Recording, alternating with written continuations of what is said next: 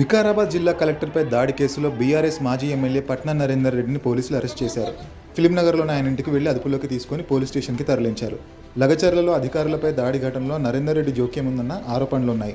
ఈ ఆరోపణల నేపథ్యంలోనే ఆయన అదుపులోకి తీసుకున్నారు. ఇప్పటికే ఈ ఘటనలో 50 మందిని అదుపులోకి తీసుకున్న పోలీసులు విచారిస్తున్నారు.